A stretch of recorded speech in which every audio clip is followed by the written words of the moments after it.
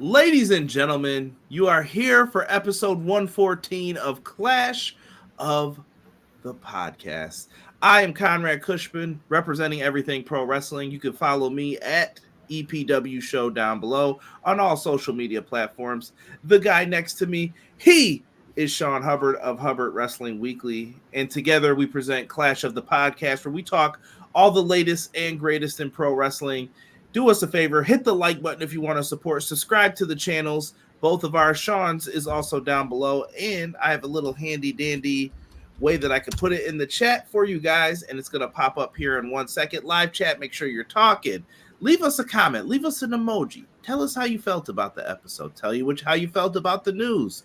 Give us your opinion on the state of pro wrestling today. Whatever you do, say something. All right?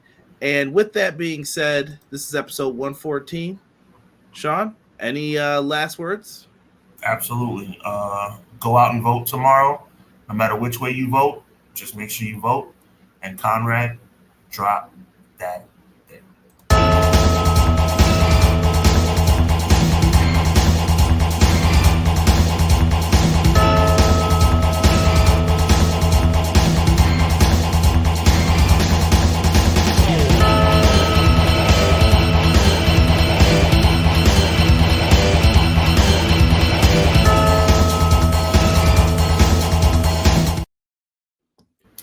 All right, ladies and gents, we are going to get right into this chat. There's a lot of news to discuss.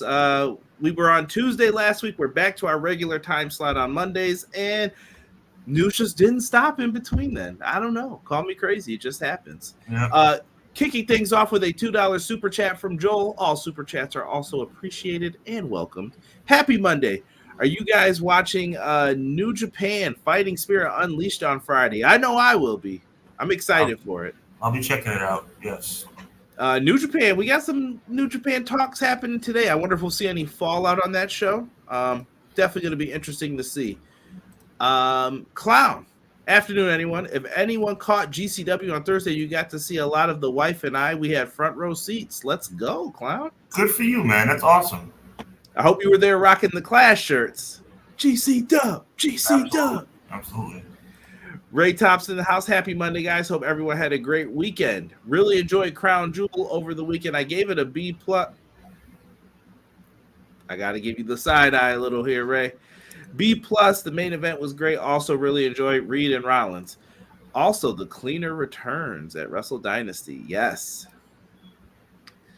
Look at Jocelyn over on the YouTube side. Usually she's on Twitch, but on YouTube right now. But I'll say yo, but I'll be on the Twitch live. Appreciate you, Jocelyn.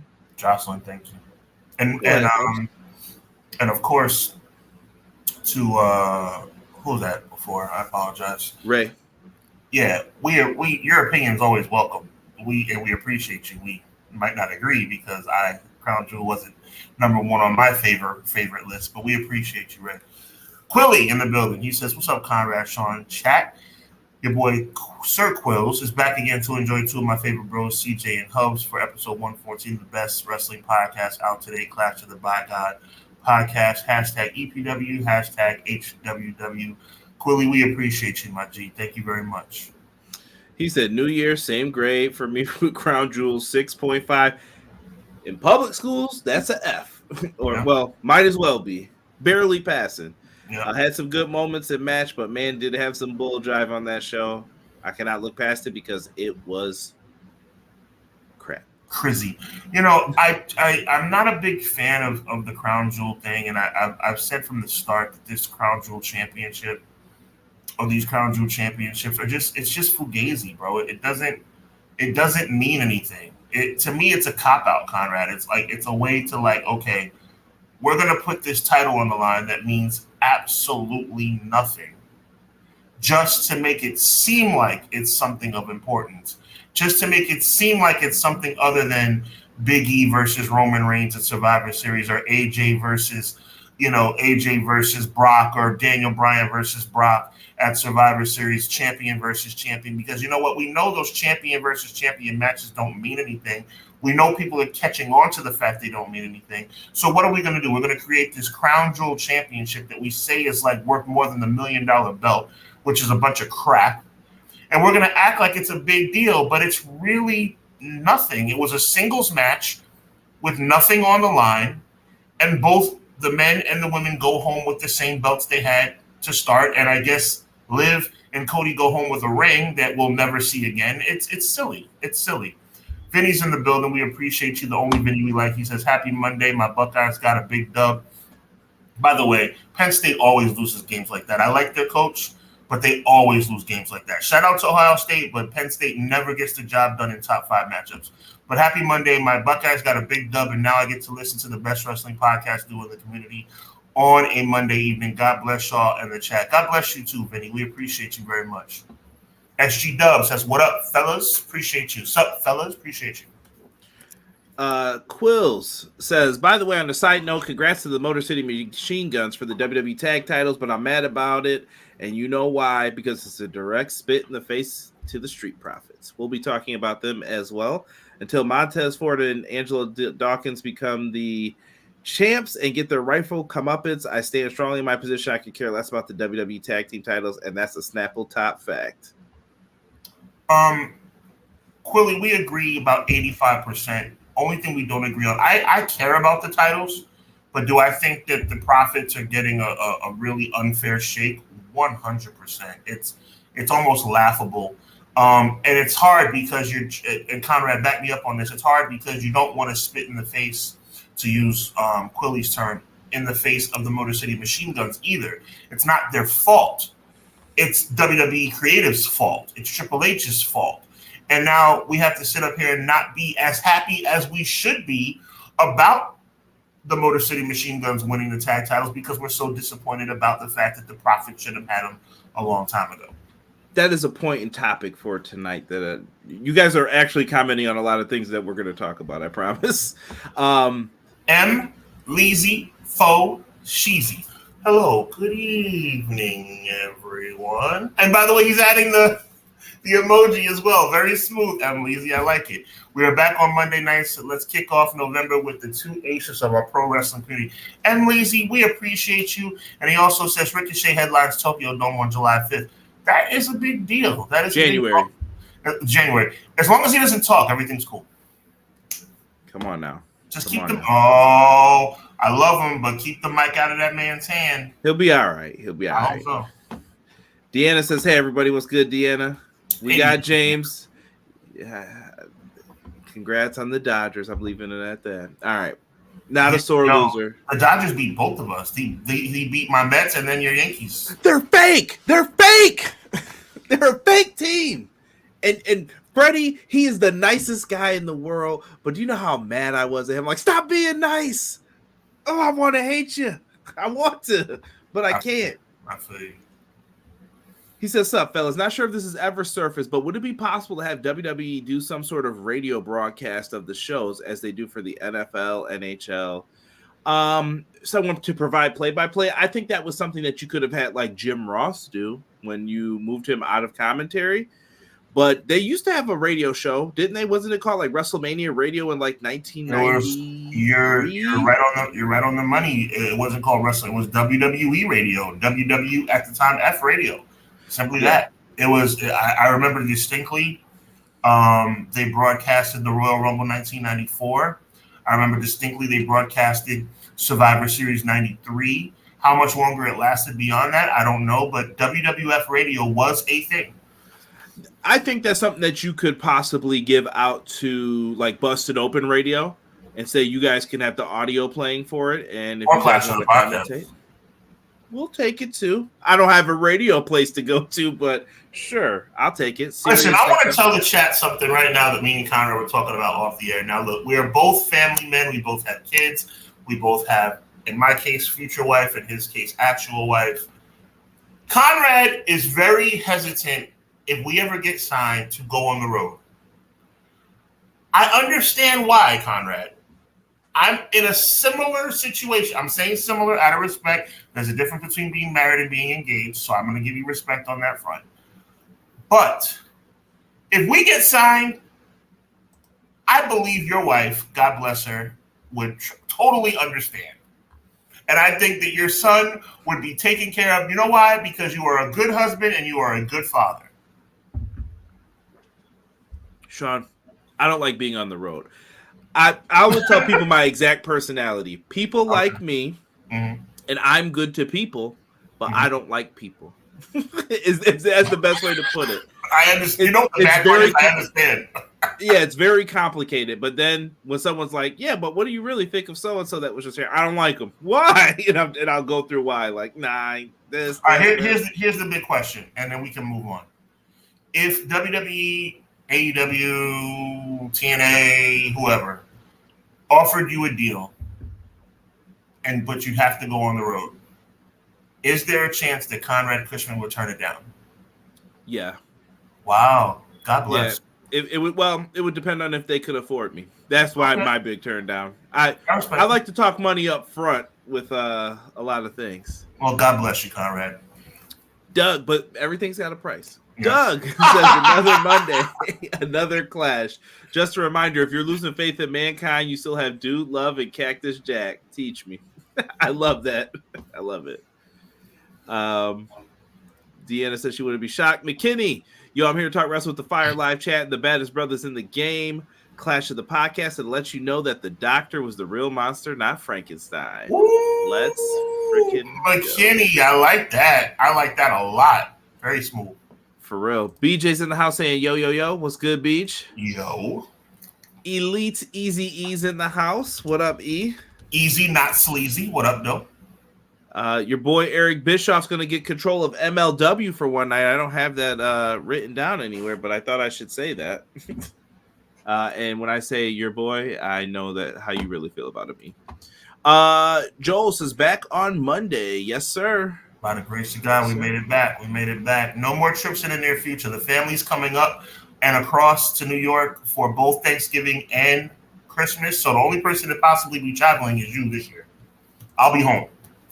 Derek saying, yo, yo, yo. My guy Hubs. My guy Derek. Logan James, I see you in the chat. I don't want to put up what you put up there because I don't know if that's an actual spoiler. Wait, who are we? It's in the chat. I won't. I don't want to put it up even. No problem. T Ferg says, "What's good, fellas? Regardless of who you support, vote." Heard WWE released some people over the weekend. We're going to talk about that too.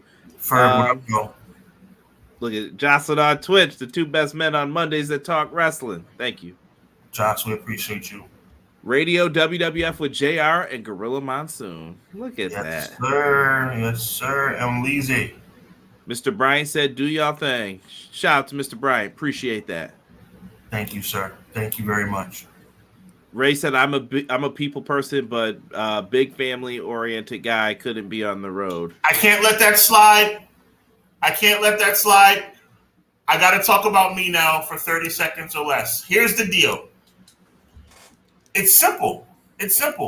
If I get a deal, and by the way, if I get a deal, I'm going on record in front of all of our listeners. If I get a deal, that means Conrad gets a deal. Okay, let's just put it out there.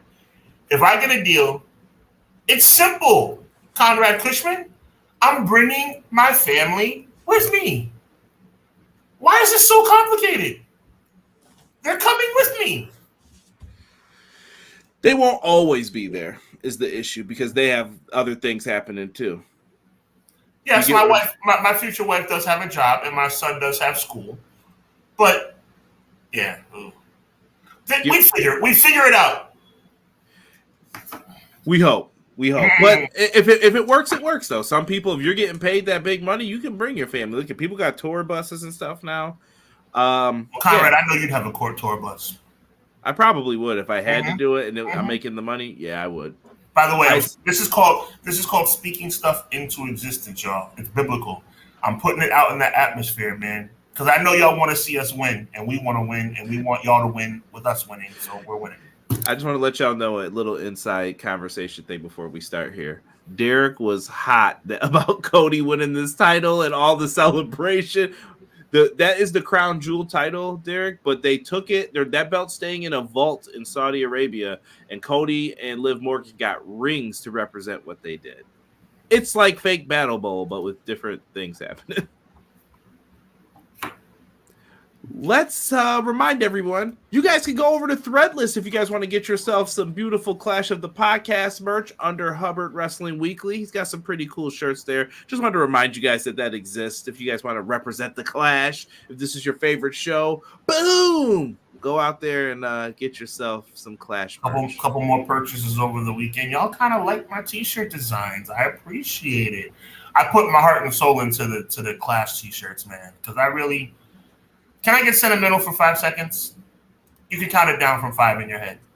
I really love this show, and Conrad is my brother, and the chat really means a lot, and I'm thankful. What a wonderful, wonderful guy. Let's get into this wonderful... And Cody is corny. Cody is corny. I'm going to make a shirt. Cody is corny. Have a heart. Let's get into Crown Jewel. Crown Jewel opened up here. It was in Riyadh, Saudi Arabia. Started at 1 p.m. over on Peacock and on the WWE Network elsewhere. Love how it says that. Just elsewhere, wherever else you may be. Right. We did get the OG Bloodline versus the Temu Bloodline here. They did end up making this match happen. Shenanigans. I don't know. I felt like they held back in this match, and I understand why. You got Survivor Series coming up. You kind of have to. Yeah. But I was more surprised that they put this match on here. You know what I was happy about, though?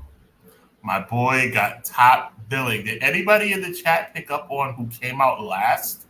They let Jey Uso come out last. Could it be possible that big blockhead Triple H is starting to realize that Jey Uso is over like Rover? Could it be possible that Paul is starting to pick up on the fact that Jey is the man now? Jey Uso, Conrad, let me say it real slow, even though you're super intelligent. You don't need me to say it slow, but I just want to say it slow. Jey Uso came out after Roman Reigns. He had his own entrance. Holy crap. What up, B-boy? Yes, I think it fit the story, though, what we talked about with SmackDown. Yeah, you're going to respect me. And you said that, and you kind of burst my bubble over the weekend. Yes, I remember you saying that. That was very cold-blooded, by the way. You took all the joy out of it, by the way. I thought I was just being logical. I was like, okay. Well, you know it's about the story, man. I know. I'm aware. It's just dope to see my boy come out last. But look, all I'm saying is this. The match itself, it had to be to bring your point home. It had to be a little subpar because we know what's coming down the pike at the end of November. Did they do it right? That's the question. Right. I'm putting in the chat something that I'll probably get roasted for. I liked Battle Bowl. It was different. I know it wasn't always perfect, but it was different. I know it wasn't fun sitting through Brian Knobs teaming with Johnny B. Bad, but you had to do some of those sometimes. But back to this match. We did get the reveal of Sami Zayn's coming out. What's he going to do?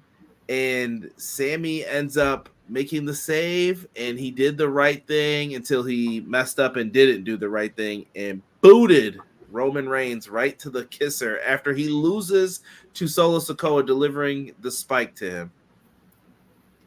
They kept Jacob Fatu strong in this. They did a lot of things. They kept everybody strong except Roman Reigns, which was the funny part. Doesn't need it. He's a made man. There's really nothing bad that you could do to Roman. But, by the way, when I just looked at this, I thought Sami had on Roman Reigns' sneaker for a second. I was like, come on, Sami. It looked like it, but no, that's Roman's shoe. Conrad, I'm just so torn. I'm so torn because number one, I don't think they're doing this right. First of all, Roman, from a storyline perspective, right? Roman should apologize to Jey Uso. That's the way this is supposed to go. He should have apologized to Jimmy. He should have apologized to everybody. And I hope that's what's coming down the pike on SmackDown next week or in the coming weeks. I hope there's an apology coming because Roman making faces while Jey Uso is doing his entrance signifies that Roman Reigns is like, who is this guy think he is? Things are not cool. And we all understand. And by the way, let's be fair and say that's awesome that they are making it clear that things are not cool between these guys, because they shouldn't be cool. That would be insulting our intelligence. But in order for them to be cool, doesn't somebody have to apologize? Like, doesn't somebody have to make things right? You would think. I mean, to me, Roman is jealous. Thank you, Deanna. You took the words right. Roman's jealous. Now, this also leads me to a theory that I had, Conrad. Do you mind if I share? Go ahead. Chat, you're going to think I'm crazy. But as the guy who, Conrad, correct me if I'm wrong, as the guy who undoubtedly has started the Jey Uso bandwagon, right? And by the way, since Jey Uso won the Intercontinental Championship, I have not been as crazy as I was before he won the title, right? I've been very calm, very chill. This is just me simply being a good booker for World Wrestling Entertainment. Chat, let me know if you agree. We don't need the bloodline to break up again. But what we do need, after the Survivor Series is over with and done, after this bloodline versus bloodline situation is squared away, am I wrong when I say that Jey Uso should face Roman Reigns in a match to see who the better man is? No animosity. All the water is under the bridge. No issues, no drama. Jey Uso wins. Roman Reigns raises Jey Uso's hand, and it sends Jey Uso straight into the Royal Rumble. Who's feeling me? Anybody feeling me? I'm not being a homer. I'm not being just a Jey Uso guy. Tell me that is not good television.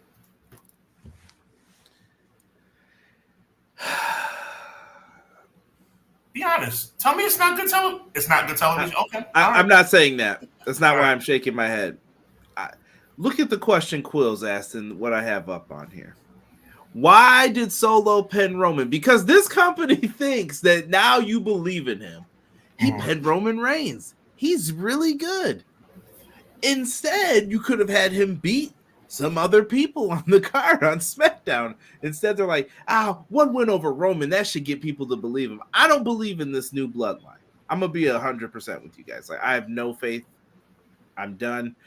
I think where they're going to lead, Sean, is more so about the wise man and what was his role in all of this. Okay. How did he piece everything together? He is Crane to Roman. Mm-hmm. He is that's from Ninja Turtles reference, by the way. Crane was the brain. I know you did, but I got to tell young people this. Crane was the brain inside the belly that controlled the robot. So he was smart, but he didn't have the body to do what he needed to do. Right. Paul Heyman controlled Roman, and he's going to show how he put everything together. And I think he's going to be the glue that puts these guys back together. Do I think that this is going to be some great epiphany here? And we're going to be like, oh, yes, it all makes sense now. No, not really. If you're asking me honestly, no, not really. I feel like new bloodline takes the L here. And I know they're going with the whole, can they coexist? Can they get along? We've seen it time and time again. I don't get it. But I think they're going to have Heyman put this together. And Heyman's always there for the swerve. If you need someone to swerve on the babyface side, it'll probably be Heyman. I want to say thank you, Conrad, for bringing that up, because I'm still out on the fence about whether or not Paul Heyman's going to turn and join Solo. Right? I'm just saying, I know it's kind of crazy, but I'm just saying, what do heels do? Like when heels start to become liked, but they really want to be a heel, they have to do something more heel. Right, more dastardly. Like, how could you? Yeah. I think the OG bloodline wins, and I think this is how you kick Solo out. And then you bring in Hikuleo. Now it can be 5-on-5, and now it's really the OG bloodline versus Jacob Fatu's bloodline. Maybe you put Heyman. But that would mean that now Solo. Oh, you're saying that Solo reconnects with Roman inside? Mm-hmm. and then you find out maybe don't Jacob. Don't you think that's a hard story to tell? It could be. Okay. It could be, but we did the brother thing for them, so right. That's true. I'm just bringing logic into it. I'm sorry. Look at the sarcasm from my brother Conrad. I'm just saying. I thought that they kind of rushed through this for people who always tell me how great long-term storytelling this company does. Come on, fam. It was that quick. Jay just forgot everything that's happened. No. Jay didn't forget anything. Jay didn't forget anything. Jay's promos, let me give you your flowers. It's been rushed, 100%. But in Jay's promos, Jay has told Jimmy and Roman things are not right yet. He said that. So I'm being fair, right? I'm saying it's rushed, yes, but no, you're fine. You're fine. I think I just expected to see more, and I don't know if you can do all that in a month now. But the Survivor Series thing has crept up on us. Like, I think they took too long to get it started. Correct. That's my point. You should have been doing this work. Yeah. And instead, now here we are. Remember, they were teasing like Sammy and Jay were going to win the tag titles, and I'm like, you better not again. Right. Like, nah, we did this already. So the Survivor Series stage is set, and we'll have to see where we move from here. I don't know how Rock fits into the equation. Could Solo stay on this side? He could, but he's weak right now. Like, it's kind of weak. And speaking of weak, and it bothers me because as much as everybody knows I'm the proprietor of the Jey Uso bandwagon, I'm also a big fan of Jimmy. And Jimmy is like flailing in the wind, bro. Just flailing in the wind. Like, you can't have him do things that make him look weak. And you want a crazy thing? Here's something for the Jey Uso fans, because I did not believe in Jey Uso at first. I hated that he got to be in the main event. I was like, out of all the people on this roster, I'm talking about the first time he main evented. But that's when I started the Jey Uso bandwagon. Absolutely, but I didn't like it at first. I was like, "Oh man!" Because I was like, out of all people, this is who we're going with, and I was like, I guess it's for a. You got to explain this to me, man.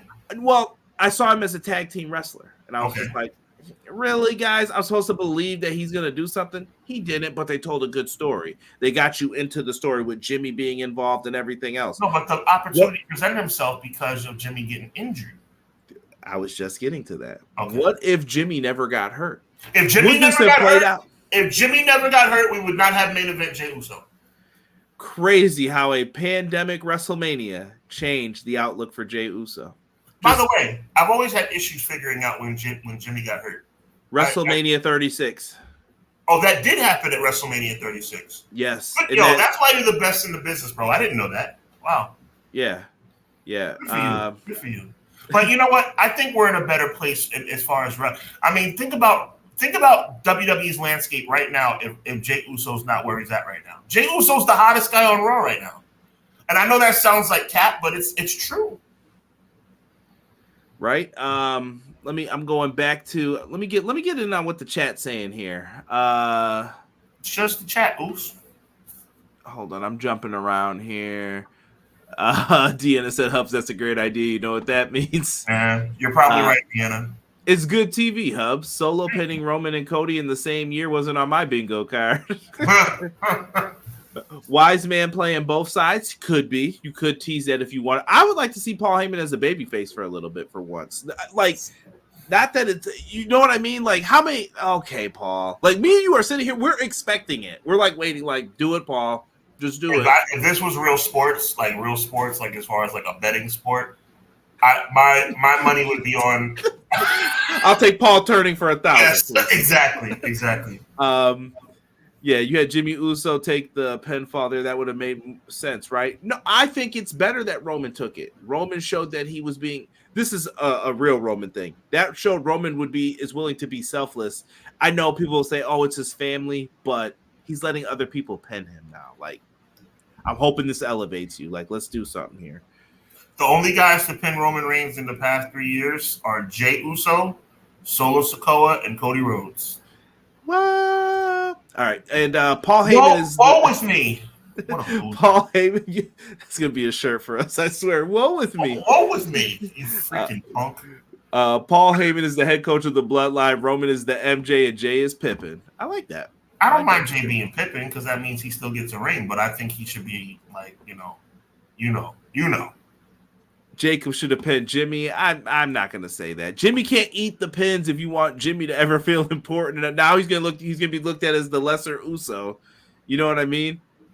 I don't know. You gotta be careful with what you do with it. What if Paul Heyman swerves and backs Jacob Fatu? He could. Solo had to pin Roman to make him look strong because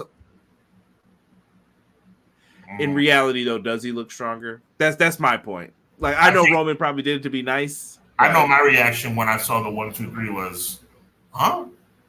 I wasn't mad. No, not mad. I was more like, what? Matt says they're Russian war games due to too many botches. Solo's baby brother, so him doing something dumb is kind of forgivable. They just have to explain it clearly. It is being rushed. Triple H has blundered the smooth progression of this storyline. I agree, BJ. The NXT women should get war games. They could do some kind of combo. What if Roman never missed WrestleMania 36? Man, he'd be champion for a long time. He might have had that record because he would have beat Goldberg. So he would have went from 36 to 40, just mopping the floor with people. Yo, real talk. That's what another. When's Payback? When was Payback that he won? September? Was it September that year? Probably. Let's say September because it was so after SummerSlam. Right. So add another 6 months. He would have broke that record too. Yep. And none of us would have been mad. But no, not at all. Roman has made himself. God bless him. Roman Reigns has really done his thing. Like Roman Reigns has changed the game, and I never thought the big dog Roman Reigns. Thank you, Vinny. The big dog Roman Reigns. He didn't do it for me, but the Tribal Chief. He's the man. He's the man. Team Big Dog right here. I know you like them, but I thought he had a look. I just thought they were not using him properly to make him look good. Let's get into this. It's my yard now. That was a good line. You can't. I was at that the Mania the night before. That was a good. It's my yard now, and he flipped the mic. I was like, it was. That's why I was like, he should be a heel. Yeah. But we get a 4-way here with who is this? Jade Cargill, Bianca Belair. They're going up against Damage Control. They got the power. They got the move. They got the power. Listen to you. You got Chelsea Green, Piper Niven, Lash Legend, and Miss Jackson in the house. And I saw what y'all been saying about her and Carmella. Cut it out. All right. I won't say anything else about it. I'm not going to get super deep into this. We know who won. Jade, Bianca, they pull out. They get the W here. Tag team champions till WrestleMania when they face each other. I've said it before. I'm saying it again. Right. I think it's time to I'm glad they kept the titles on them and they decided not to do it. I see a lot of people advocating for Chelsea to get something. I'll put something down for that. If they had a mid-card title, absolutely. I think Chelsea could be in the mix of getting it. Io Sky, though, has been very impressive. I think she's someone who she might be on my dark horse picks for the Rumble. She's not my main pick, but right now, early dark horse pick, I'll say Io Sky. But we all know who I think is going to win the Rumble. I think we all believe that Charlotte Flair is going to win. That's really unfortunate, but that's the way it goes. But you don't have to do it, though. With 2 belts, you can see this allows you to get a little, okay, you think so. And also now they've elevated the Elimination Chamber to mean something. So that means that, when I saw Drew McIntyre win Elimination Chamber and get fireworks, I was like, okay, well, they're making the Elimination Chamber just as important as the Royal Rumble. Out of time. Yeah. So we have 4 people that are going to be challengers, four, I should say 4. How do I put this? Well, two challengers, 2 male, 2 female, and one's going to get their shot by winning the Royal Rumble. The other one's going to get their shot by winning Elimination Chamber. I think that this was the best match where I thought people have flowed the best. I know it wasn't perfect, but I thought everyone flowed here decently, and they were trying. I thought the women put on in this match. They did. I will say Lash Legend did give a nasty body slam to Chelsea Green where I think Chelsea could have said something like, yo, what was that? But she just kept it moving. I was like, respect. I'm glad we're not at a point where people complain in the middle of the match. I know one of my all-time favorites did it. Move, Vader! Move! Yeah. But at least we're in a better spot. Or, the Kofi Kingston. Stupid! Yeah, thanks, Randy. Which, by the way, was totally uncalled for. Absolutely. He hurt someone's push by doing that, but protect your spot, I guess, at the time. Look at that. Quill saying 8 out of 10 for the 4-way. Chelsea Green is my MVP of the women's division. Woo! It's time for Jade and B to drop those belts and start something with them so it's not rushed. Plus, they need to just beat everyone. We'll see. They should bring back the 24/7 title so Chelsea can have a title. You know what? She would make that title fun. Yeah. If you actually used it for the way it should be. Like, you got to Crash Holly it up. Rest in peace. Yes. I was just watching something. Hey, I want my money back, where he yelled at the APA, and then they were like, "Oh, here's a piece of candy instead." He offered him a beer. He was like, "I'm old enough to drink," and then he dumped it on his head. And then I think Bradshaw and Farouk ended up beating him down. Crash was great. So good in his role. Next up, Conrad rant time. We have Seth Rollins versus Bronson Reed. Tremendous matchup here. Curb stomp to Big Bronson on the outside. I did not like what they did in this match. I think you had the opportunity to make Bronson Reed a monster, and I would have just had Bronson Reed destroy Seth. I said it last week. Yes, not fully destroy him, but Seth could have got some offensive, but in the end, Reed was going to walk away and look at you like, okay, this was the guy that everyone was talking about. See ya. Absolutely nothing you're saying is wrong. You're 100% right. Only thing I'm going to say is that I'm hoping WWE is going to make them run it back in Survivor Series. I think so. They did do. Sorry, he did get a little blood there, and honestly, that was probably his own fault with the steel steps, but. Mm-hmm. He ended up getting cut there, and then they had him kind of look dominant. And I get what they were trying to do. I think it would have just been more effective the other way. That could be me just being a nitpick. I mean, not if he comes back and destroys him at Survivor Series. Look, I think he should have won at Crown Jewel as well. But what I'm trying to say is to look at the silver lining in a dark cloud. You know they're going to run it back. Yeah. I would... Sean, we've said this before, I think. I want to see some classic Survivor Series matches. I'd like to see at least one. I think those days are done, bro. I'm sad to see that too, but I don't think the 5-on-5s or 4-on-4 elimination matches are going to be happening anymore. I think they've gone why I think it's one of the most fun times in Thanksgiving to see those Survivor Series matches. I don't think it's coming back. Bring back the wild card. I'll never forget that pay-per-view either. Marty Jannetty with that top rope power bomb. Man, crazy. That was a great match with the kid in them. That was a great match. That Diesel and Brett, that's probably their best pay-per-view in 95. I'm not going to front. They did their thing because it certainly was better than WrestleMania that year. I'll never forget Diesel. I was still young enough to where I was like, I think wrestling's not, you have those moments where, where they're like, oh, I want you to think it's real. When Diesel cursed, when Bret Hart rolled him up, I was like, oh, yeah. Because he was like, pissed. Oh, he was pissed. I mean, but that's great acting because, like, that roll up was a swerve, and that was awesome. Because think about it, if you're playing basketball or something, if Michael Jordan hits the last second buzzer beater on you, are you going to be like, he got me? No, you're going to be you're going to be mad. Yeah. Yo, Kevin Nash. One thing about Kevin Nash, man, I thought Kevin Nash was really good for what he did. He was injury prone, but to me, 1995, Kevin Nash was Wrestler of the Year. I don't think Nash got that bad until like the late 2000s, like 2001. Yeah, I shouldn't say late. Real talk. Nash was good when he was brought in as a bodyguard. Nash was good all throughout 94. Nash was good all throughout 95. Nash was great in 96 for obvious reasons. Nash was good in 97. He won the title at the end of 98, and then, finger poker dunk. Yeah, then that's when things took a bad turn. Quill says Rollins Reed 8.5, very good, enjoyable match, violence from start to finish. I like it. Like I said, the match wise, it wasn't bad how it was worked. I just, like I said, I wanted to have. You could have gave Bronson some good talking points. Now I'm like, why would Seth face him again? What are they gonna do? Wreck more stuff? Like I've seen. Seth Rollins is gonna face him again because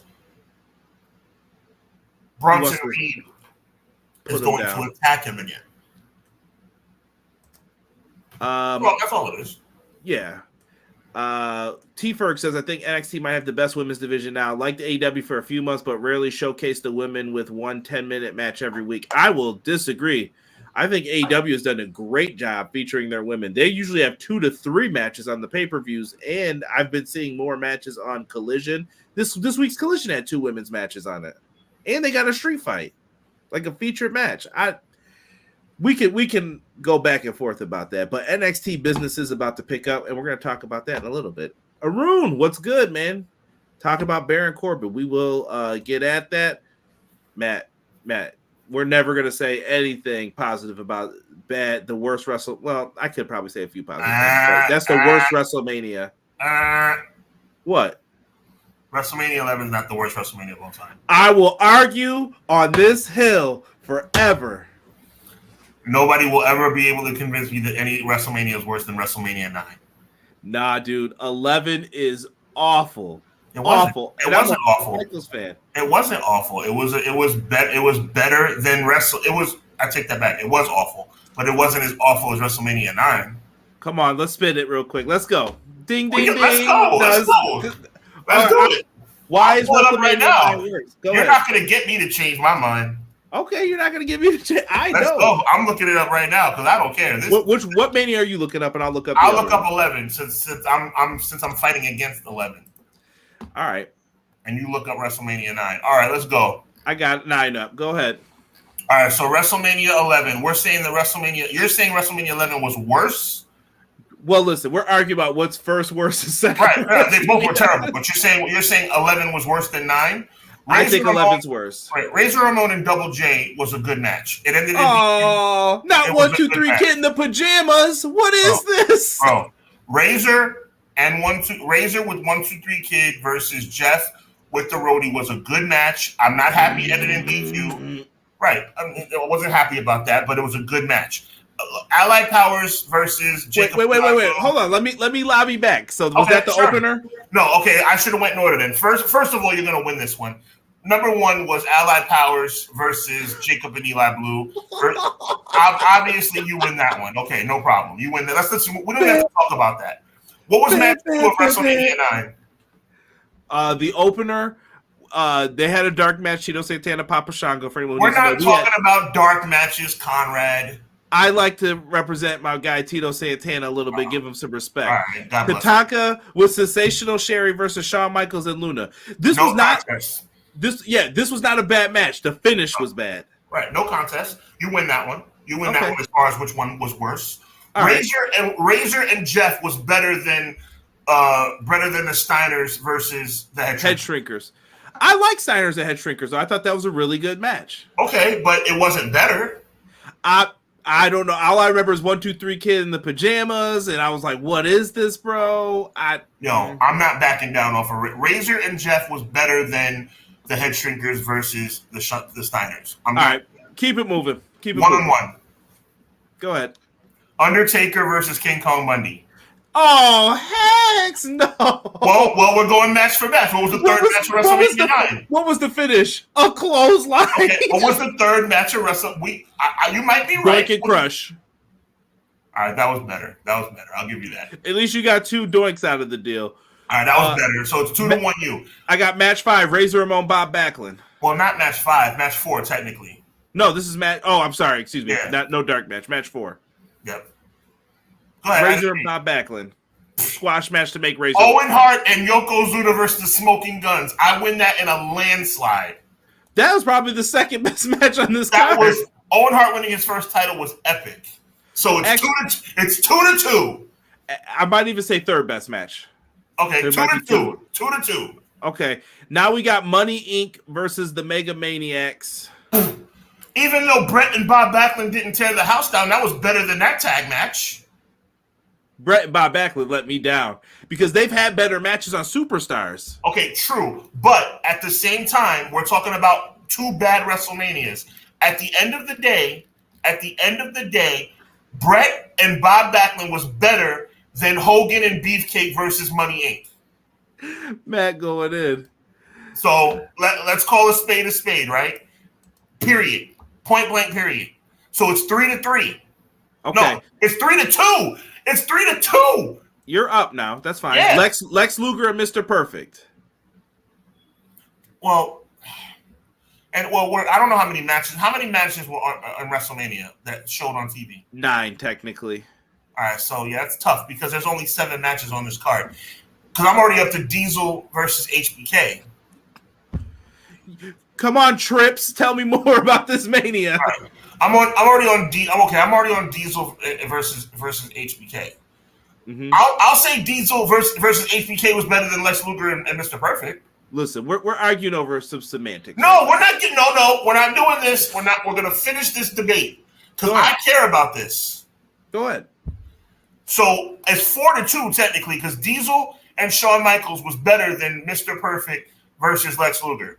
Obviously, now we're at the Lex Luger and Bam Bam. Obviously, Yoko and Brett was better. And what was the other? And Giant Gonzalez versus holy crap! Yo, 11 was better. Shut it down. It was doo-doo. Listen, take out that Lawrence Taylor match. I don't even know if people would be talking like this. I hate it. Like, Shawn and Diesel could have been so much better. Here's the thing. I guess maybe it's in hindsight because I'm like, dude, you could have done so much better with this show than you did. 11 to me just let me down completely. Like, I was watching that like, dude, this is the best you had to offer this year? 2 trash WrestleManias, but 11 was slightly better. Yeah, and 27 is probably right behind it for me. That's 3. So awesome. Don't ever ask us to review those guys. Never. Please don't super chat it. At least make it $100 super chat. Yeah, at least. So me and Sean can at least get some good food while we have to watch this. Mm-hmm. WrestleMania 9 got awful. Like I said, we're arguing over which one was worse. Like terrible. I think NXT looks like it had a better women's division because they do get screen time more, but there's a lot of talent in those matches and angles and promos that disguise in bad wrestling. Faux show. Going back to this, let's get into the first Crown Jewel Championship match for the women. You had, who is this? Nia Jax versus Liv Morgan. Here's how they presented it. This is a big deal. Tiffany tries to cash in. It fails. Liv Morgan gets the win from interference. Okay. Pathetic. Tiffany was the only intriguing part of this match, and they sent her back. It's dumb. It's super dumb. I could see her cashing in at like Saturday night's main event. Is where I think they do it. Maybe. I hope it comes soon because I'm tired of seeing Nia walk around with that belt. Now, last week I gave credit, right? Me and Sean gave credit on here. Boy, oh boy, did they pull the wool over our eyes. Old bait and switch. We got swerved. The old bait and switch. Randy Orton and the homie starts taking out everyone and everything. Kevin Owens goes flying through. Nice touch on him wearing a Cowboy Bob Orton shirt, by the way. It's fine. I know it's building to something, but like, don't put a match on there and fake it. Like, I didn't like that. No contest. I don't like it. I don't like the false advertisement. It's going to lead to Owen, Randy, and Cody for the title. But at the end of the day, this match should have been a lot more, or it should not have been on the card in the first place. Robert Brown, what's up? Appreciate what up, you. Man? Lafayette, Indiana. I like it. In the house. What's happening? That's how you say that. What's happening? What's happening? Triple threat match. Andrade, L.A. Knight. Yeah. And him. Carmelo Hayes.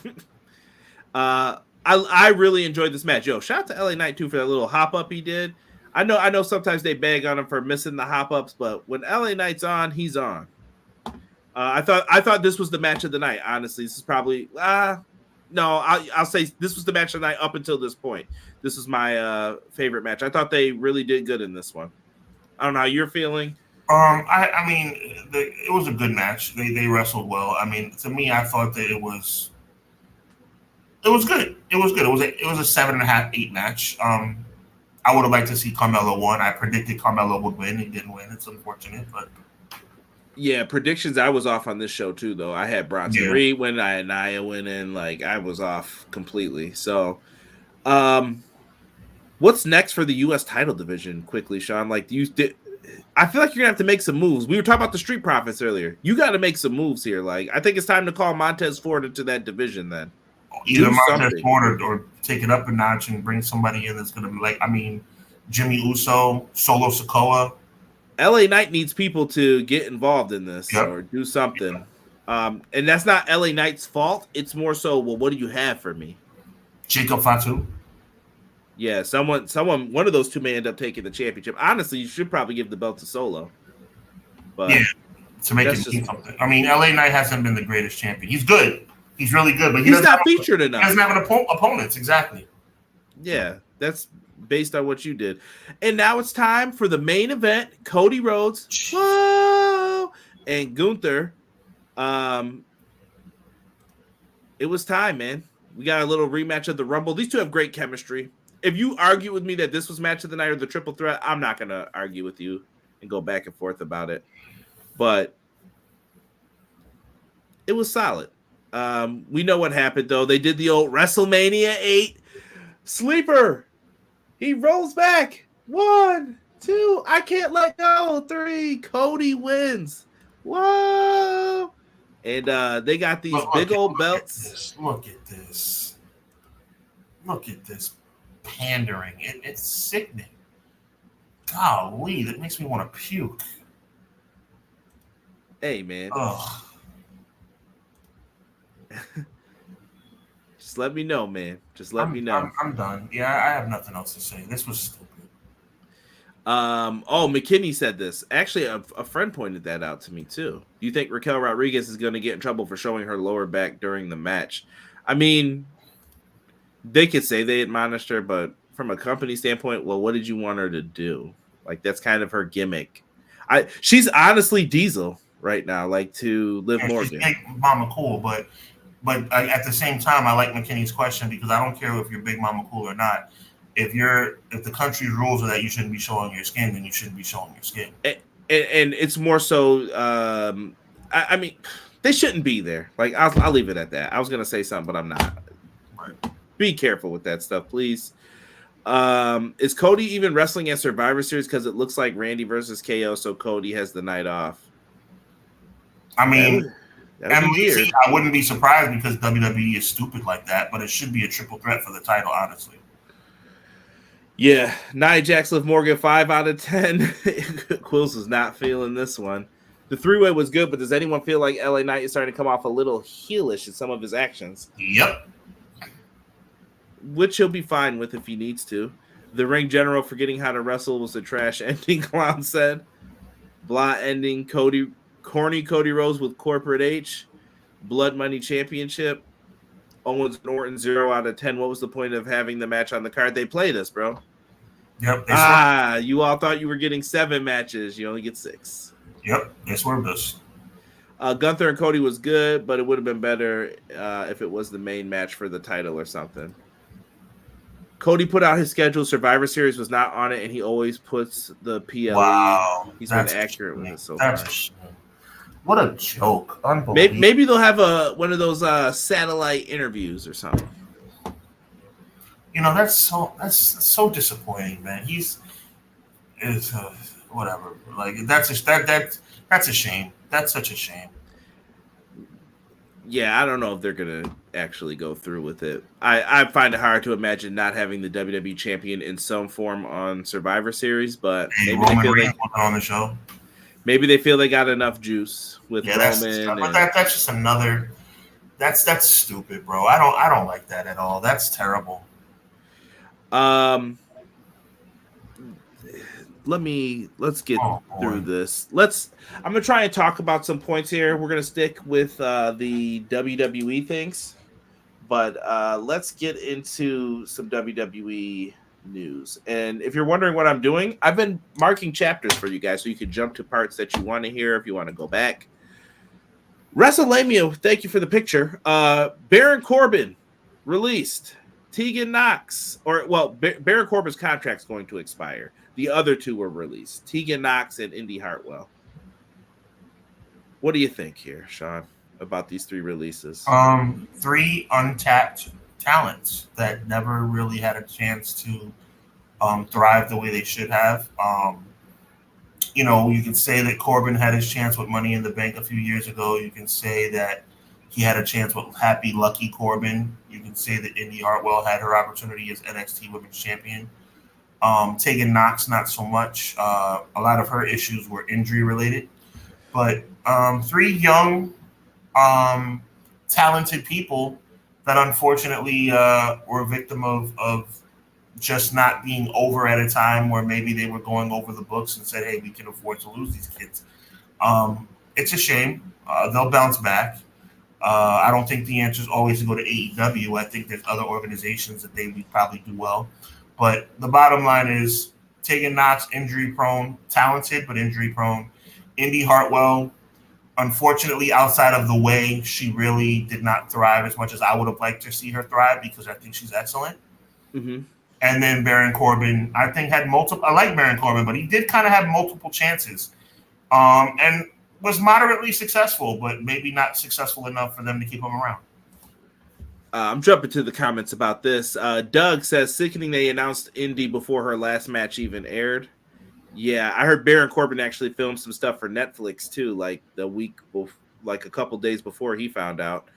I think Tegan Knox expected it eventually. I know she'll go back to Nixon Noel and be on the indie scene possibly again. Do you see any preferable landing spots for them? Because I agree with what you said. Corbin got stuck with some bad gimmicks. Corbin was doing great until you took the Money in the Bank from him and had Jinder Mahal beat him. Jinder Mahal caused a lot of problems. I hope people know that. Like, the booking of him just ruined a lot of other people. Meanwhile, you had Knox, like you said, it was the injuries. I'm not crying over anybody on here, but at the same time, I thought Baron Corbin had something. Indy Hartwell is great, just not in ring. I think Indy's great for like a backstage segment. She's great as fodder, like you said, with the way. The way really showed what she could do. Like, and I think they dropped the ball with putting them back together too, because I think the way was really good. I think once they made it to the main roster, I think they should have came back together. Austin Theory, I think he would be thriving a lot more than he would be thriving doing what he's doing with Grayson Waller. I think they suck. Theory was kind of the lovable. Yeah, the lovable idiot. Yeah, with it. And by the way, calling him an idiot in this context is not being disrespectful. We know he's not an idiot in real life. He was a goofball in the group, but he was that. The way was really entertaining. I'm sure Indy. I'm sure Dexter. Dexter. I think all of them would have loved to be back together on the main roster. Yeah, it was weird how they didn't get brought up all together at the same time, and DIY's in this weird thing, and then you got Candice and Indy. So now is Candice still going to just be rolling with Nia? Like, it's weird right now, everything they're doing. And hopefully they can figure it out. Shout out to the speed champion, Candice LeRae. Going back to this, Baron Corbin, I think her talents are so much better than that. That's just me speaking. Sorry for the sarcasm. Don't blame Sean. You can send that to @EPW Show. Any hate for that? Baron Corbin, though, he makes steaks. He could be a chef. He maybe wants to own a restaurant. Maybe he wants to do a YouTube show or a podcast series about eating steaks and talking wrestling or talking NFL football. He could do that. Tegan Knox, she can go back on the indie scene. And I think TNA's in need of help. Take a chance. Why not? What's it going to hurt?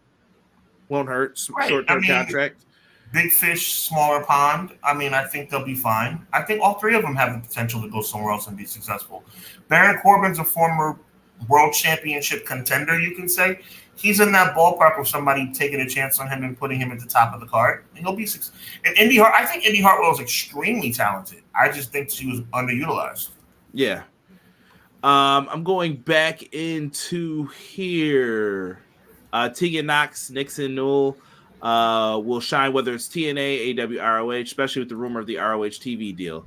BJ said Baron got scapegoated as the reason WWE programming sucked for a while, which wasn't on him at all. Put him together with Jack Perry as his heavy and start the new flock. Interesting.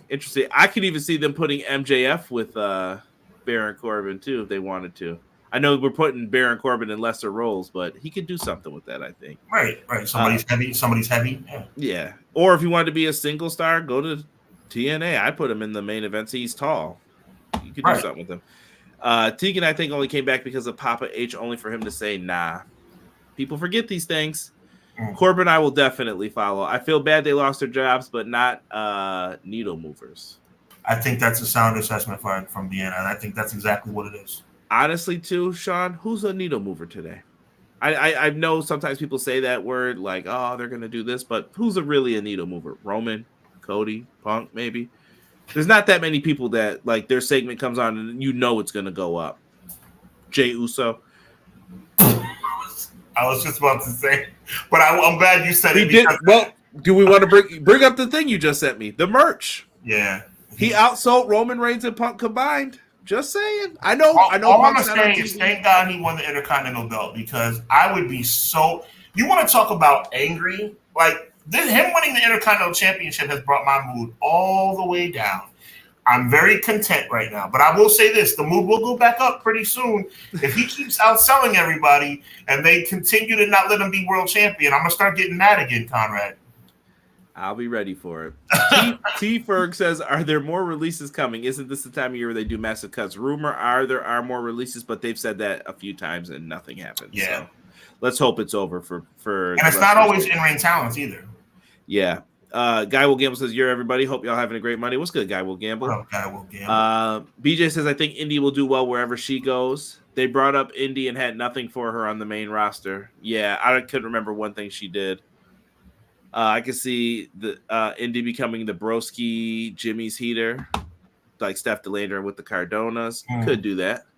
The minute Corbin went face, I knew it was going downhill. Yeah. Well, what are you going to do with Apollo Crews now? If I'm Apollo Crews, I'm worried. Like, well, what are you doing with me? Yeah. But,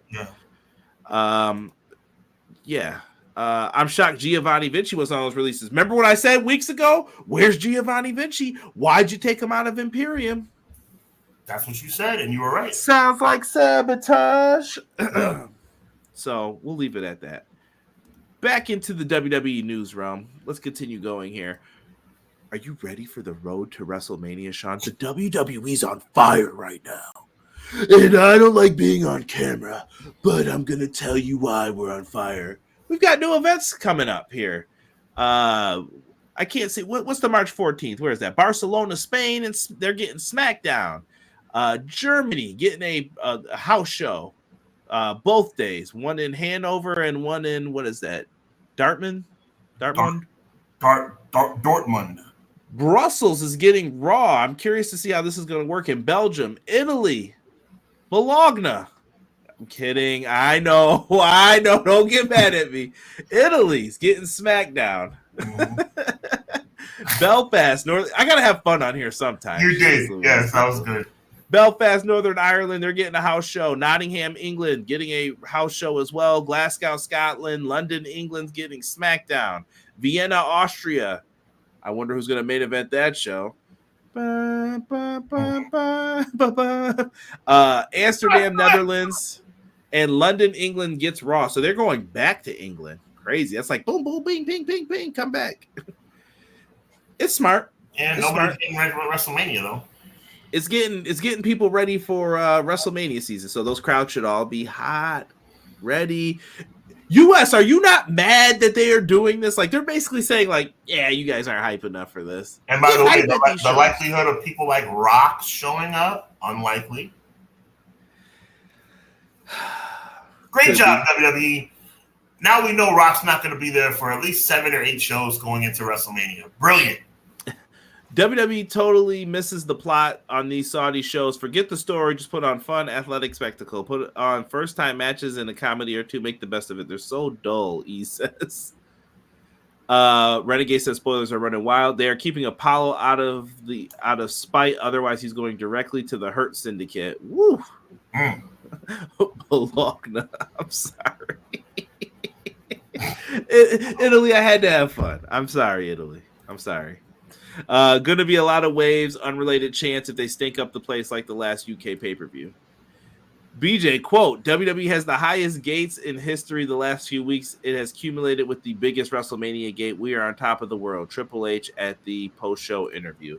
That's great, Hunter. By the way, the Saudi shows make more money than all the WrestleManias combined with inflation as well. Shout out to Brandon Thurston of WrestleNomics. After Amsterdam, there will be mandatory drug testing. We're selling more. Our gates are higher than they've ever been. What's your secret? Well, you know what we do? Here's a secret. You want to know the secret? Here it comes. We raise ticket prices. Well, they say that's on Ticketmaster because they're the ones who do the dynamic pricing. but still lower your ticket prices if you know they're doing that. I don't know. Whoever can afford WrestleMania tickets, bless them by paying 1,000 fans for nosebleeds. They're stupid. Yeah, I'm not paying a G to sit in the nosebleeds for 2 nights. I couldn't. There's some value for being in the house, but not for that much. No.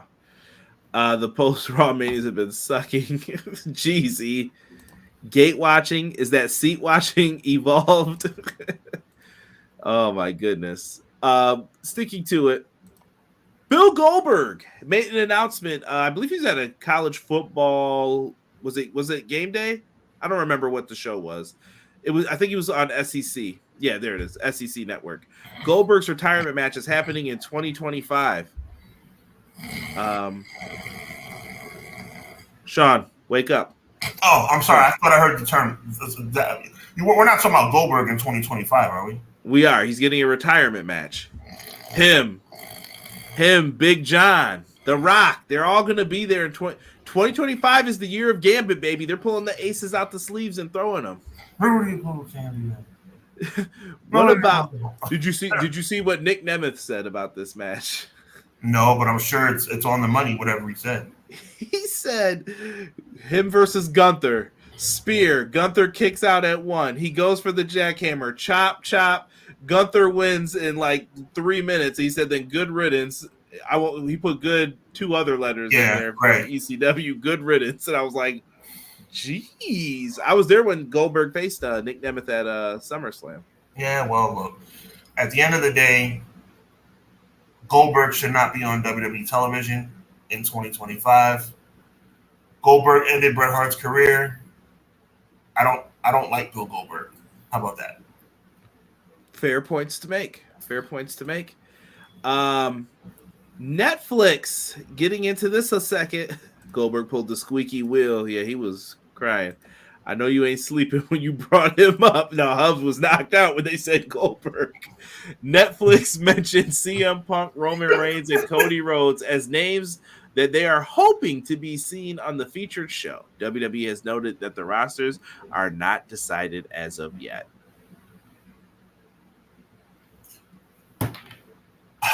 Thoughts, sir? Quick thoughts, I guess. You want Punk, Roman, and Cody, huh? The fact that they're saying hoping it's not promising to me. I mean, it is what it is. I would count on Cody because Cody's a homer. I would count on Roman Reigns every once in a while. Probably CM Punk. Yeah, probably all 3. But Rock, I don't know. Who knows? Should we just end the draft? Like, I'm going to keep saying this. Should we just end the draft? The draft is pointless. You've been saying that for a long time, and you're right. I don't get it. Just say we don't have a draft. Just have NXT and then main roster, or do SmackDown and NXT trade talent. I don't understand what we're doing here. The brand split is pointless. You might as well just wrap it up. But then again, that means some people are not going to have enough time on TV. And the last bit of our news segment, Montez Ford. This is a piece of what he has said. He said that he is frustrated with the constant stop and go with the Street Profits in WWE. I just talked about this with Apollo and Baron Corbin and others. You can't LA Knight. You can't keep giving these guys like, here's this, and then hold off for a couple weeks. But when nobody says anything about this or doesn't want to hold WWE accountable for this, what does it mean, I guess? I guess you're happy. I don't know. I don't know how to feel about this. Like, are we ever going to see the Motor City Machine Guns on a PLE? I don't think we're going to see the Tag Team Championships on the PLE. Or not until Mania, at least, right? Right, possibly. Not until Mania. And then they're going to do like a fatal 30-way ladder match. Montez Ford is 100% right. I hope he doesn't get fired because of it. And I'm being very genuine when I say that. No, I think he's a tremendous athlete, and I think he's got clout on his side. I mean, but then again, they've wasted Bianca too. I mean, Bianca took a step back. But I think Bianca's is going to pay off. I think her and Jada WrestleMania is going to be worthy. But Montez Ford, I've wanted to see those two as a heel couple, like Stephanie Triple H style. I mean, like to the top. However long ago it was, 6 months, a year, whatever it was, you had Bobby Lashley. You had Bianca Belair, the Profits, an MVP, under the same roof. We all knew what should have happened, but then again, that's a good idea. So you know what that means. E says CM Punk should work Fridays. Clown says he's hate Goldberg, says he beat Raven for the U.S. title in WCW. Vinny says Roman can be on Raw and SmackDown. Uh-oh. I'll let Sean do the voice here. Quilly's comment, Triple H voice. Well, here's the secret. We raised the ticket prices so we can overcharge and then purposely underperform. Good job, Triple Big Nose. I agree. James from Pro Wrestler Shoot. They will be live on Tuesday. I think you guys are going live tomorrow. And I know they got a big interview, not this Tuesday, but next Tuesday with UPW. Talk a little wrestling video game. So make sure you guys give them a subscribe over there. New motto, here, there, anywhere, just end the silly draft. I'm telling you. Montez Ford is absolutely right. What brand split? Because at this point, with the money being spent, WWE is going to give them what they want, just like I said with Saudi. I'm just saying. For some people, I just would say, man, if only someone else did this, I can only imagine what would be said. Bianca step back is more to help Jade until the company is trusting her on her own. How long, though, Matt? How long is that going to be? Is Jade almost ready in anyone's eyes? She's getting there, but not yet. Remember that Elimination Chamber match where Ford, Reed, Priest, Theory came off looking like future stars? Yeah, that was cool. One for Ford. Yeah, bad, might as well have been a million years ago. Honestly, I didn't even remember it anymore at this point. How should you? And how could you remember? Well, I complained about it, though. I said, what did Montez Ford do wrong in that match? They never got another chance again. Bobby Lashley wanted Bianca Belair to join the faction, but she turned it down because she didn't want to turn heel. Womp womp. Oh, boy. Are you getting some breaking news? No, I'm just looking at the fact that these, cuts might actually be, there might be more coming. I hope not. I truly, truly don't. But that's going to be our wrap up here for the WWE news side of things. Let's move on over to AEW quickly.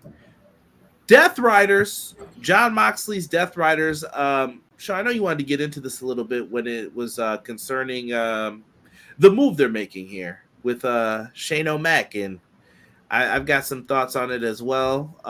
As far as it sounds like there is no promise that Shane's showing up. Yeah, there's no promise at all that anybody's showing up. I thought that it would be a good idea to have there be a play on words here from the 90s, a higher power, but and I still think Shane O'Mac would be an amazing fit as it relates to that storyline, though I don't think he should be anywhere near the Office. I stand on that. But if he came in just as a character, as the higher power boss, that'd be dope. But it's looking more and more like there might be a chance it might be nobody. So my question to you, Conrad, and to the chat is, if nobody else is coming in, then what does this all mean? Like, what exactly is going on here? Because there has to be more members, otherwise it's going to be like a dud. It depends on what you want to do with this and where you want to take it. Only Jon Moxley and Tony Khan know what the point of this is. Mm-hmm. Is it a takeover? Is it Moxley if it's a takeover, you have to have more people. Right. Or is it we're trying to motivate the roster? Are the Elite coming back to be the saviors? Because I don't think that's the wisest move to make. Mm-hmm. More on that in a little bit. I don't know where you go with this at this point, but Shane has not been promised to anyone. So the moment people start acting like it was supposed to be Shane, they never said that.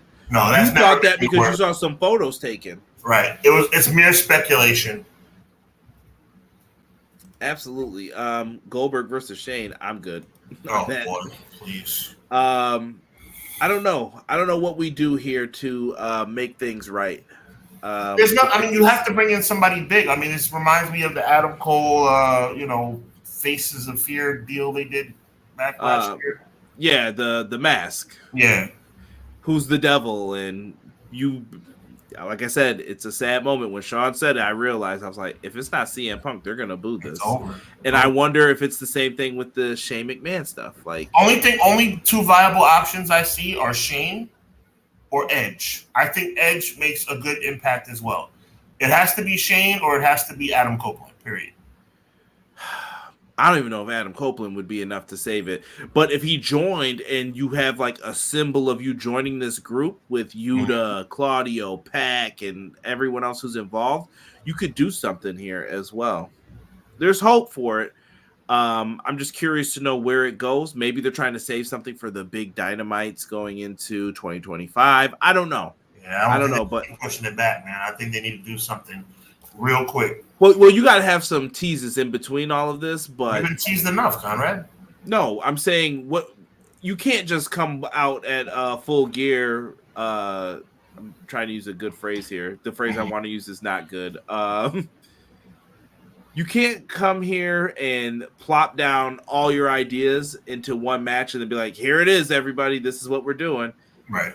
It's not time for that. I think you got to dangle the carrot and lead people along. Even if it's for one show, two shows, is the big reveal here at Full Gear, or is the big reveal going to be somewhere else? Is there a big reveal? Like I said, what's in the briefcase? Why are they carrying around a briefcase? That's never been. You kind of opened my eyes, Conrad, because the thought that there might be nobody, that never even entered my mind, but you could be right. Yeah, BJ said, but won't this be the same as the Devil story? Here's the thing. You can't control what people's expectations are. Right. And that's a weird thing. And it's like, why are you expecting that? But McKinney says it's going to be whack, just like the Devil, Moxley, and the gang beating up lower mid-card guys is corny until some top stars enter the fight. I'm good on this. Next. You got to beat up villagers to get to the point. I don't want to see Will Ospreay get destroyed night one. Like, you can't do that. I don't know. You got to have some hope, and then you crush hope. I don't know. I don't know how you feel about that. I think the whole point of this conversation, what you're seeing as far as what you're saying, Conrad, what I'm saying, what the chat's saying, is that they better not screw this up, because this is another one where they keep building you up. And last time was a letdown, and this kind of feels like a letdown. So I'm starting to lose interest. I don't know what people want. And I'm not an impatient guy. I get you have to build things, but it's like, okay, now, like, what are we doing? I am going to start telling people this, though, and this is the question I always pose to people with AEW. I need people to start telling me what they should do then. Like, you can't fantasy write stuff for people who aren't there. You need to have – I'll tell you what they need to do. They need to have something in the bag when they're doing a storyline like this. Absolutely.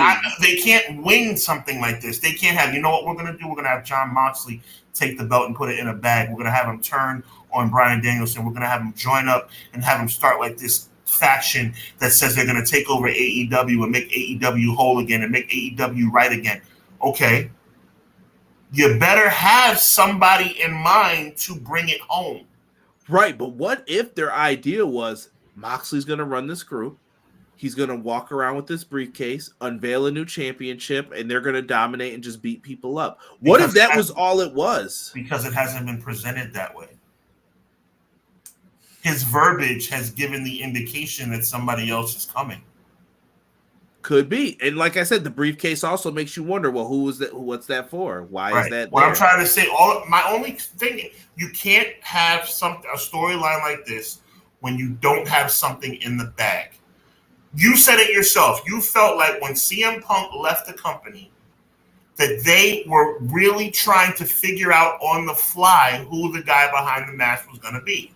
And they just said, you know what, it's probably going to have to be Adam Cole. You can't have... If this situation is just going to end up being Jon Moxley revealing a new title, that's not going to be satisfying.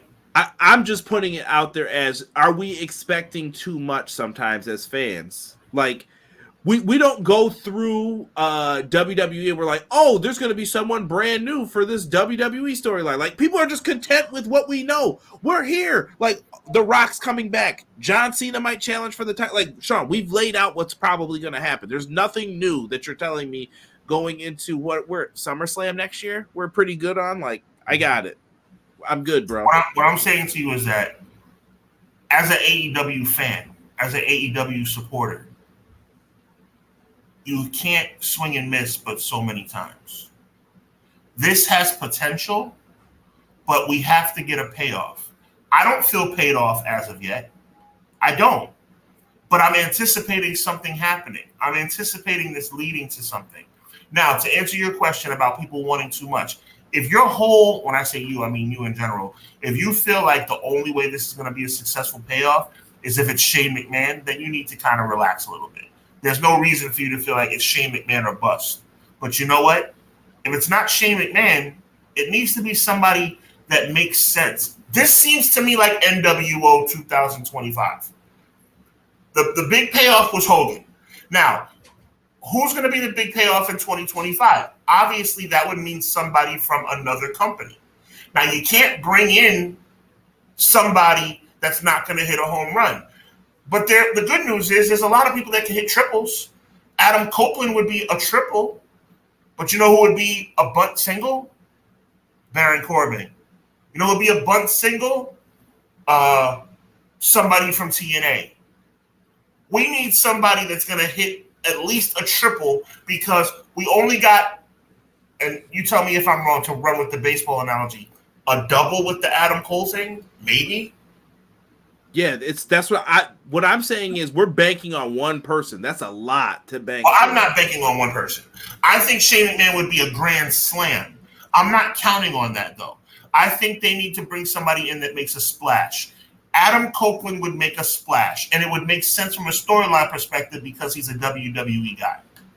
Right. And like I said, the other people who could make a big splash, you're not getting Roman Reigns. You're not getting John Cena. Right. You're not getting any of these people. We're living in fantasy land at this point. It's WWE ID anyone? You can't even bring in Zilla Fatu anymore, probably. Right. Like, let's keep it a buck when it comes to this. I'm going down here. I'm just seeing what people are putting. You are killing me. McKinney says, bold prediction. The Hurt Syndicate is going to do just like they did in WWE with Retribution. They're going to offer to clean up Moxley and his crew for title opportunities.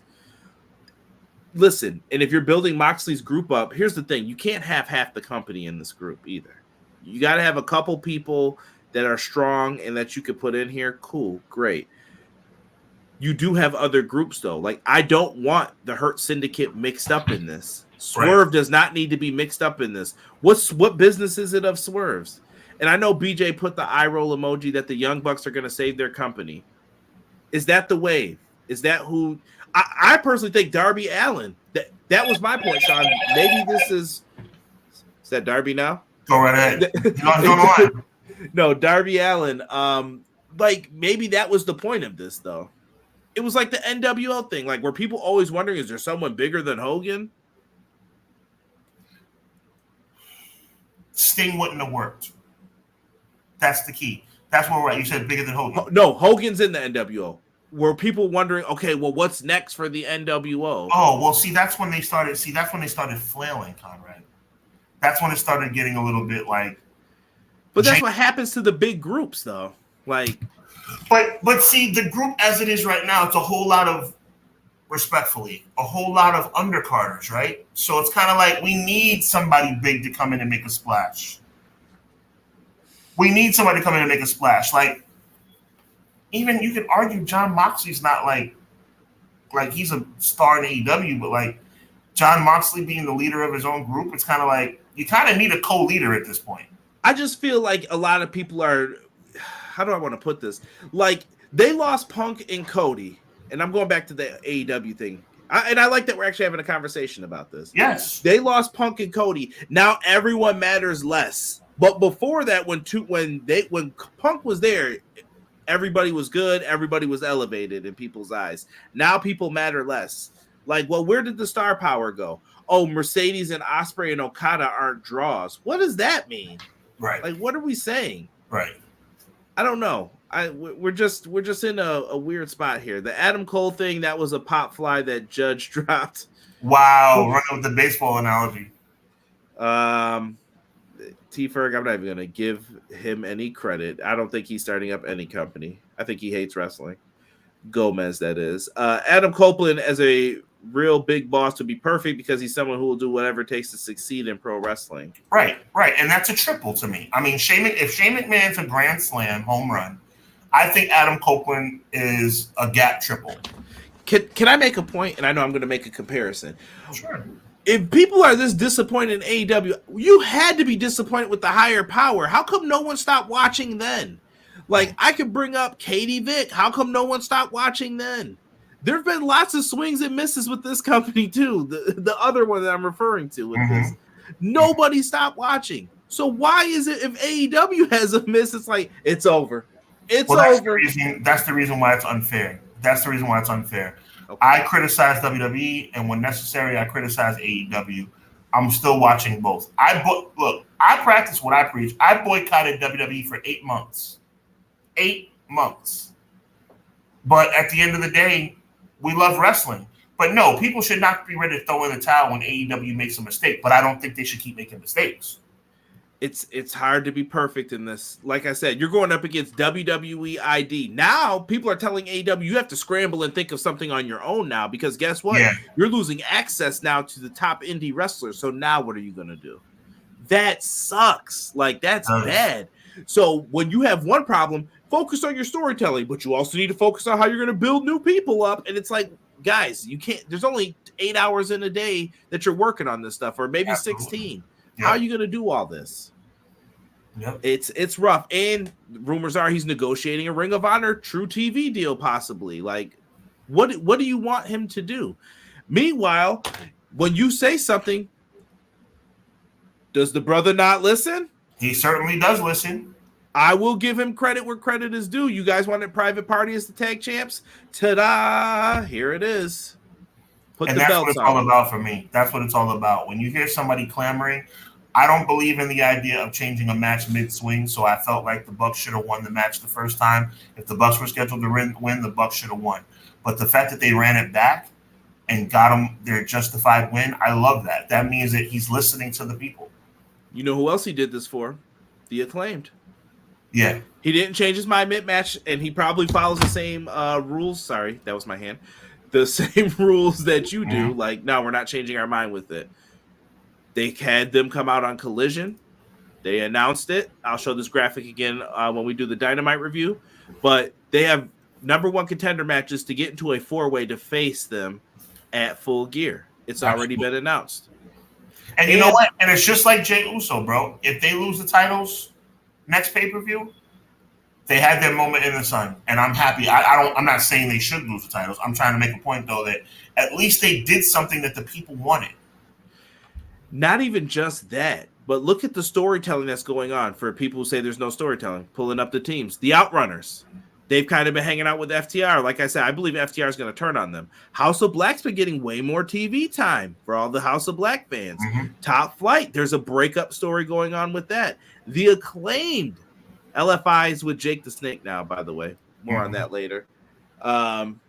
With this, the Acclaimed teased the breakup. When Max Cash said, you know why I'm the best wrestler? You know what I got in my pockets? And then he pulled out the card again to remind you. MVP gave him a card. And Anthony Bowens was like, why didn't you throw that away? And he's like, MVP thinks I'm the best wrestler alive. And I was just like, seeds being planted. Interesting. But they don't tell stories in AEW. Right. That's my whole point. That's my whole point. I think that you can do something here. Giving the fans what they want and treating talent fairly. Nah, we should be more like Gomez. And I heard that a lot. Yeah. What's LFI? La Faction. Come on, E. Don't be messing with me, bro. And Gobernables. I'll let you slide because I got my WWE Italy Bologna. Looks like a story to me. The stories are there. I gotta do my weekly LWO music. You remember? You ready for me to hit? Who wants to hit LWO music? Here we go. Viva la raza. Hit it out, Vito. Hit it out, Vito. It's awesome. On to serious news. Marco Stunt announces his retirement from pro wrestling. I saw that he was having some hip issues, and it sounds like that he is making the decision to retire from pro wrestling. I know he's got a podcast and stuff out there. we here at Clash wanted to wish the best to Marco Stunt. Most definitely. Gave us some entertaining moments as part of, the faction he was in with Jurassic Express. I mean, look, health is wealth, man. You got to do what you got to do. Yeah, originally him and Jungle Boy were going to be the tag team, I believe someone said, and that ended up getting switched to the Boy and his Dinosaur. Listen, we're at the finishing point. Stretch run. Yes, Dynamite coming up. Me and Derek will be reviewing live this Wednesday. Following Dynamite, Adam Cole, Malachi Black. You've got Penelope Ford versus Jamie Hayter. Konosuke Takeshita, the international champion, teams with Kyle Fletcher. By the way, if you did not watch Collision, Kyle Fletcher Commander, go watch it. Go watch it. Ricochet and a mystery partner. I wonder who that could be. Yeah, we know who that is. Team up to face them. We have Orange Cassidy and Darby Allin versus Claudio and Pac. We also have the Learning Tree, the Ring of Honor World Champion Chris Jericho, as they take on the conglomeration in a fight without honor. The Nueve's in the house. Do you believe that this TV deal is coming, Sean, this time? We've heard this many of times. Last time Jericho, when he got the belt, too. I do. Okay. And listen, if this show gets 100,000 viewers, that's more than they were getting before. Factuals. So I would actually like to see it because I think that'll allow them to separate and do some different things with stories over there, too. But cool. We also have the Hurt Syndicate. They're going to be live. They're suited up. Slim Jim suit and all, baby. I can't wait. I'm actually really invested in that, too. So all the things that we're talking about being invested in, you got the MJF storyline. You've got this small storyline with Jamie Hayter, Penelope Ford. You've got Ricochet trying to go after Konosuke Takeshita and Will Ospreay having the beef with him. You've got a story with Jericho and the Learning Tree and the conglomeration. You got a story with Orange Cassidy getting serious. And you got Darby Allin kind of coming down like Sting. I'm just saying there's some little things I'm noticing. And you got Christian versus Hook, who took out his father to get this face-to-face between these two. And don't forget what Christian has in his back pocket. Oh, yes. World title shot. Jumping into New Japan real quick, Shota Umino is going to be making that challenge to Zack Sabre Jr. for Wrestle Kingdom. So if you're wondering what your main event is, there it is, announced to you. Also, Ricochet put a beat down on Zack Sabre Jr. after and had to let the people know, I still got it. There was a bald insult. I'm tired of people insulting bald people and thinking that's an insult. That's not right. How you feeling about these matchups here, Sean? I love it. I think that New Japan has lost a lot of people, but I think with people like Zack Sabre Jr. and Ricochet in the fold, that I think they still have enough to be able to be valuable, and I hope that continues to be the case. I hope so. And Wrestle Dynasty starting to take shape. AEW, Kenny Omega was over there. We got an announcement that Kenny Omega is going to be making his return, and he wants to face a young up-and-coming star from New Japan. And thank God he's okay, because he was in a bad physical state. Yes. We did get a super chat for NWOB team. I'm sorry I'm late. It's all good, Joel. All right, here we go. NWO.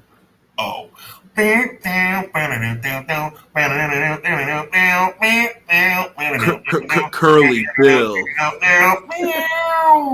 Stevie Ray. Brian Adams.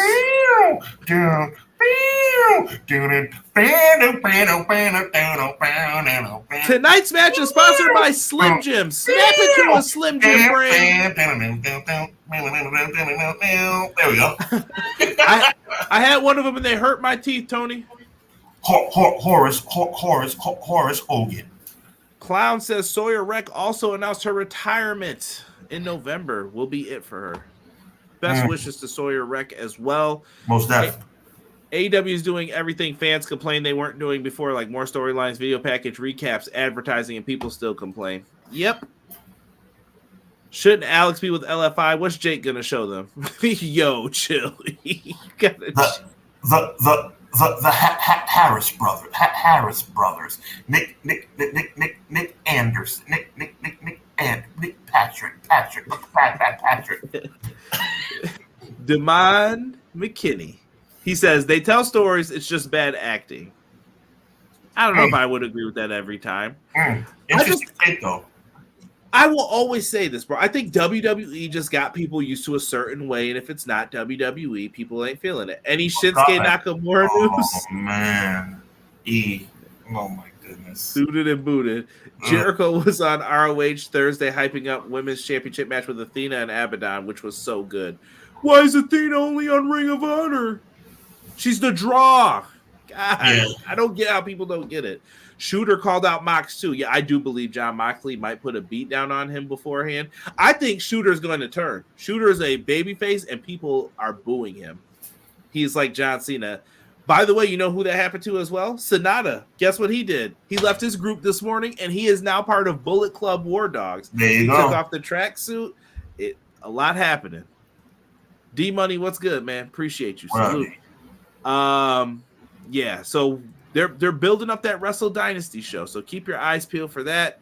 We got some matches getting ready to happen for Full Gear. It's going to be on Triller TV as well. You got Hangman Page, Jay White. We mentioned the big AJ match last week. I don't have the graphic right now. Orange Cassidy, Jon Moxley for the World Championship. I do like that they're trying to make Orange get a little more serious. He needs to be. Monday Night Raw tonight, we have a huge four-way coming up for the number one contendership. Seth Rollins, Damian Priest, Dominic Mysterio, and Sheamus. Can't wait for that one. Should be a good one. Can't wait for that one. NXT is going to be in the land of extreme. Go ahead. You could go through the match. I'll do the ECW music for you. Ladies and gentlemen, live from the ECW Arena, it's going to be NXT Heavyweight Champion Trick Williams teaming up with ECW original Bubba Ray Dudley going up against former NXT Heavyweight Champion Ethan Page and the career killer Ridge Holland. I said what I said. Too far. That sounds like some real ECW promos. Bubba Ray Dudley is back. He'll be in the house. They should make that should be his name. The career. By the way, that should be his name. Career killer. That would actually be. I'm not even being funny. I said it to be funny originally, but like the career killer, Ridge Holland. Yo. You gotta be careful with that one. Yeah, if you're a Big E fan, they might go off. Right. You got Dawn Marie. I haven't heard this term used since 2000 and what would we say? 2003. Jada Parker, Lola Vice. Let me tell you, I might have to go back and watch that one. Jesus, yo. Jiminy Crickets. Jada Parker is her, bro. She is her. Yes, this match is going to have a lot of happening in this one. Dawn Marie, guest referee. Hardcore match. Also, the company that used to call it a bingo hall at the 2300, they're going to have a 10-woman tag match. We have Fatal Attraction teaming up with Cora Jade and oh my goodness, I can't believe her name. I want to call her Roxy. That's not Roxanne Perez. Taking on the former Delta, now known as Zarya. We've got Kalani Jordan. We've got Julia, Stephanie Vecchur, and Jordan Grace. What do you know? I don't know what's going on there. What do you mean by that, NXT? Yo, once again, though, look, I love my lady. I do. I love her dearly. My girl saw Jada Parker and was like, that's your hall pass. I love my lady for stuff like that. Chat, my girl said that if Jada Parker ever gave me the time of day, that I would be well within my... Jada Parker is her, bro. And I'm not just talking about how she looks. She's obviously gorgeous, but she is really good. E says Shooter is too much of a white meat baby face, giving kids wristbands. Yo, he'll be all right. I think he's going to turn, though. I think he's going to do something... Whoa with me! That he better not do. Dave Meltzer want to say Shelton is 49. Bubba's got to at least be 92. I felt bad for Bubba and them on the pre-show when they had forgotten the person's name. It was Delta, and they were like, Dave, you know who she is? Yeah, I'm excited about the segment coming. I was like, ooh. And I saw that they had clipped that, and I was just like, they cleaned it up in the next segment, though. Roughneck Ridge Holland. Francine's going to be on NXT as well. I think Rob Van Dam's going to be there. I heard Nunzio might be there. Man, they really care about these guys now. Good for them, man. I'm happy for them. Dawn Marie, somebody hi, Tori Wilson's daddy. I don't want to talk about that. AEW's got bad acting. Do we not remember this stuff? Do we not? Yeah. Al I will Wilson. gamble. I hear you, bro. You're probably right. It's a trap, Hubs. I told you guys NXT had the best women earlier. Yo, Jada Parker is nuts. Sorry, bro. I'm sorry. You're better than me because I speak stuff out loud. Like I'm a very faithful guy, but Jada Parker is a problem. I respect the women for their in-ring talents and what they have going on here, and that is it. So does that mean that you don't recognize the fact that she's an attractive female? I think everyone's beautiful on this roster, so we're gonna leave it at that, and we're gonna say that. All right, you like that? This is my on the eve of an election.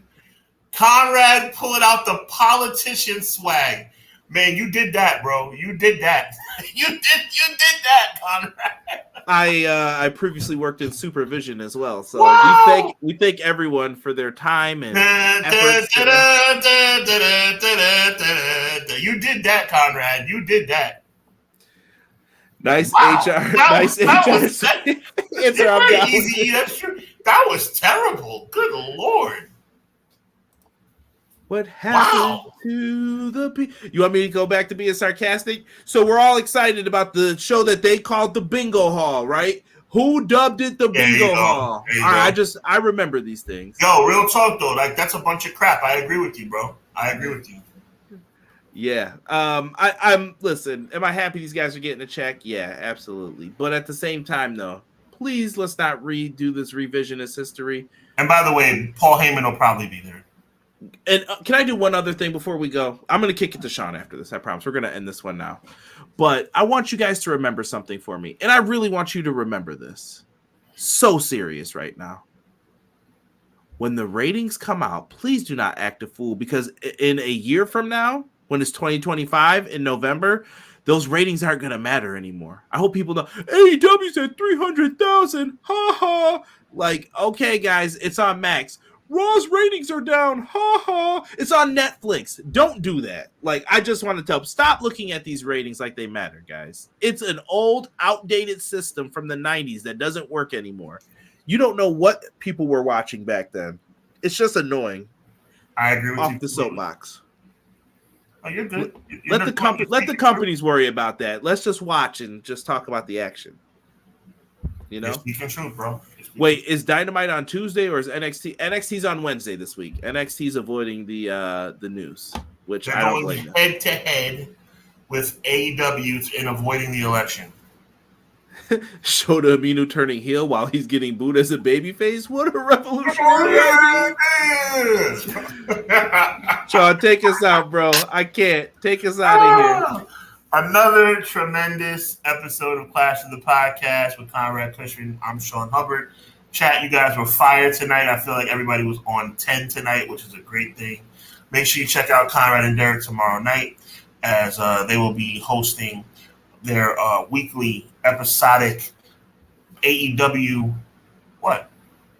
Little breaking news. Oh. Well, let's let it be. BJ puts out there that Angelo Dawkins tweeted about a half hour ago that he's tired of the disrespect. Interesting. Ooh, okay. Wow. Well, on that wild note, shout out to the Street Profits, man. Street Profits deserve better. Big shout out to everybody in the chat, of course. Make sure you check out Conrad and Derek for their weekly episodic show on the EPW channel as they talk about the great AEW product that comes out every Wednesday. They'll be live on this channel, EPW channel, at 10 p.m. Quick programming note, on November 21st, on the Hub channel, the Hubbard Wrestling Weekly channel. Conrad and Crystal will be returning to my channel as we do a special edition of Clash of the Podcast. We're going to be doing a very, very special Survivor Series preview. It's going to be, to be clear, it's going to be a week before Survivor Series, because if we did it the Thursday of Survivor Series, that would be Thanksgiving. So we're not going to do that to you guys. We're going to come to you guys on the 21st on the Hub channel. So make sure you check us out then. A lot more reminders between then and now. But with that being said, on behalf of my brother Conrad Cushman, my name is Sean Hubbard. God bless, be encouraged. Evil never prevails. Until next week, 6:05 right here, Monday on the Clash of the Podcast. Peace and blessings. Do. ECW. ECW.